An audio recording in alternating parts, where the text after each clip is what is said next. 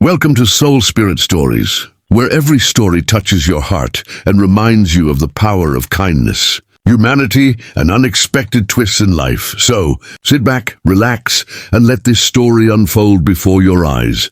They set the janitor up as a joke on a blind date. At least, that's how it started. It all began in a sleek, glass-covered skyscraper in the center of the city. Inside the building, hundreds of employees worked tirelessly for one of the most powerful companies in the industry, Harrington Global Enterprises. The CEO, Samantha Harrington, was known for her brilliance, her elegance, and her unshakable confidence. At only 35, she had built the company her late father founded into a billion-dollar empire.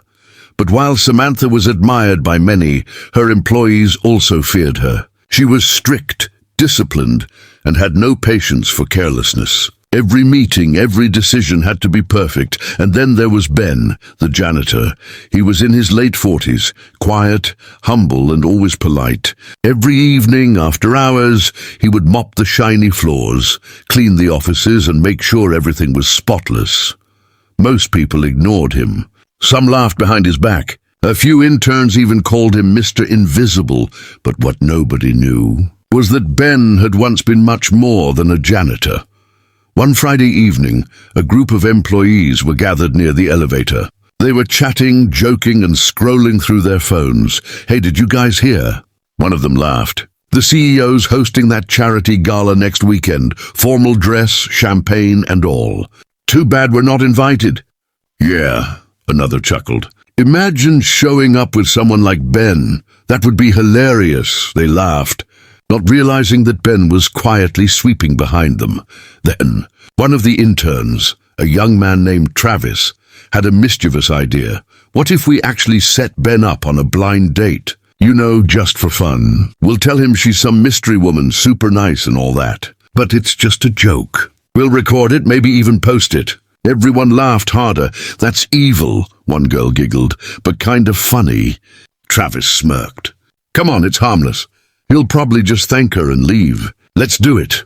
And so they did. They created a fake dating profile using a stock photo of a beautiful woman, classy, elegant, smiling in a red dress. They named her Clara. They sent Ben a message through an anonymous email, pretending it was from this woman. "Hi, Ben. I've seen you around the building and you seem like such a kind man. Would you like to meet for dinner this Saturday at 7 p.m. at the Blue Orchid?" Ben stared at the email for a long time. He wasn't used to anyone noticing him, especially not someone like that. He hesitated for hours before replying, "Yes, I'd love to meet you. Thank you." When he hit send, his heart raced. He hadn't been on a date in over 10 years. Saturday night came. Ben wore his cleanest shirt, polished his old shoes, and even bought a small box of chocolates. He didn't have much money, but he wanted to make a good impression. He arrived at the Blue Orchid, a high-end restaurant filled with candlelight, laughter and soft music. He waited and waited. Minutes turned into an hour. The waiter checked on him several times, but Ben just smiled politely. "She'll be here soon," he kept saying, but she never came. What he didn't know was that the same employees who set him up were watching from a corner booth, recording his every move. They were whispering, giggling, and filming him sitting alone. When they saw his hopeful smile slowly fade into quiet disappointment, they laughed even harder. "Poor guy actually thought someone like that would show up," Travis sneered. "This is gold." They left the restaurant laughing, leaving Ben sitting there, staring at the door that would never open. Eventually, he paid for the untouched drink and left. The next morning, the office was buzzing with gossip. Someone had uploaded a short clip of Ben waiting at the restaurant to a private group chat. "Look at him," one wrote. "He actually bought chocolates." It spread fast. By noon, nearly everyone in the office had seen. But when it reached the CEO's inbox, everything changed. Samantha Harrington had been in back-to-back meetings when her assistant accidentally forwarded the clip to her. She clicked it out of curiosity. At first, she didn't understand. Then she saw the comments. Her jaw tightened. She replayed the clip. Ben sitting alone, hopeful, nervous, kind. And then the cruel laughter in the background. She couldn't believe it. That evening, when the office emptied, Samantha walked down to the janitor's storage room. She found Ben quietly mopping the hallway. "Ben," she said gently. He turned, startled. "Oh, good evening, Miss Harrington. Sorry, I'll be done soon." She shook her head. "No, it's not that. I wanted to talk to you." He looked confused but nodded. "I saw what happened," she continued softly. "The video." "I'm so sorry," Ben froze. His eyes lowered to the floor. "It's fine, ma'am. Kids these days, they were just having fun." "Fun?" Her voice hardened. "That wasn't fun. That was cruelty." He didn't respond. After a moment, she said quietly, "Would you allow me to make it right?" He looked at her with tired eyes. "You don't need to do that. I'm just the janitor." But Samantha smiled slightly. "Not tonight, you're not." The next evening, an elegant car pulled up outside Ben's small apartment building. Ben stepped out in his old jacket, confused and nervous. The driver handed him an envelope with a simple note. "Meet me at the Blue Orchid, 7 p.m. He frowned. "Again?" he whispered, but something in him said, "Go." When he arrived, the waiter greeted him warmly. "Right this way, sir. Your table is ready." The lights were soft, the same as before. Only this time, someone was waiting for him, Samantha Harrington, the CEO, dressed in a royal blue gown. She stood up and smiled. "I hope you don't mind that I borrowed your date tonight." Ben blinked, speechless. "Ma'am, She gestured for him to sit. "Please, just Samantha tonight." For a long moment he didn't know what to say. Then slowly, he smiled. They talked for hours about life, about dreams, about how he came to work there. He told her about his past, how he'd once owned a small repair business that went bankrupt after his wife's illness drained his savings. How he lost everything, his home, his confidence, and nearly his hope, until the janitor job gave him a way to start again. Samantha listened in silence, her eyes glistening. When the dinner ended, she thanked him. "Ben, you taught me something tonight, humility, strength, and grace." He smiled gently. "You taught me something too. That kindness still exists."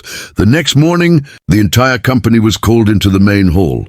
Samantha stood on stage, her voice calm but sharp.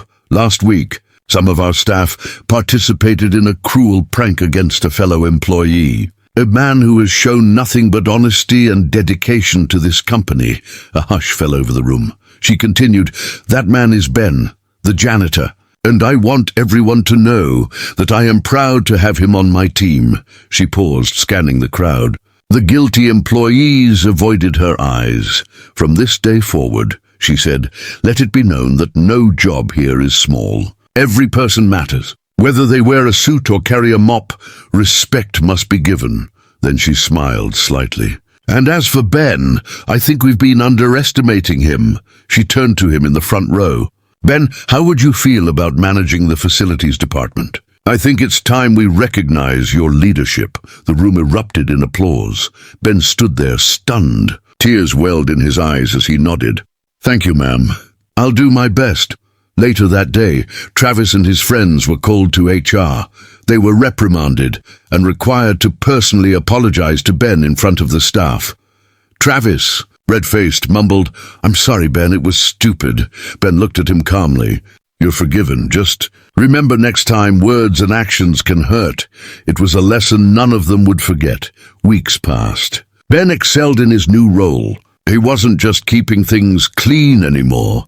He was improving safety, mentoring younger staff, and even helping with company events. The employees who once mocked him now greeted him with respect. But what surprised everyone most was how close he and Samantha had become.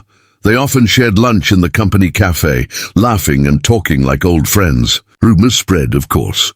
But Samantha didn't care. One day, during a charity event, a journalist asked Samantha, "Why did you decide to have dinner with your janitor?" She smiled and replied, "Because kindness shouldn't have a title. Sometimes the people we overlook are the ones with the strongest hearts." Months later, something magical happened.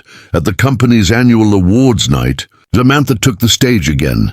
"This year," she said, "I want to recognize someone who reminds us that dignity and kindness are the foundations of true success." She called his name. Ben walked up, Dressed in a new suit Samantha had gifted him as a surprise. The crowd stood, cheering. He accepted the award with trembling hands and said quietly, "I used to think I was invisible, but now I know even the smallest act of kindness can change everything." His words brought tears to many eyes. After the event, as the crowd thinned, Samantha approached him. "Ben," she said softly, "you've become a symbol of something beautiful here." He smiled. "You gave me that chance." "No," she replied. "You earned it." Then, for the first time, she did something unexpected. She hugged him.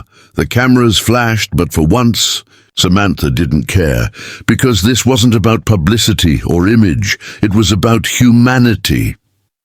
Weeks later, a video surfaced online. Not the cruel prank, but a new one. It showed Ben receiving his award, his eyes full of gratitude, and Samantha standing beside him with pride. It went viral.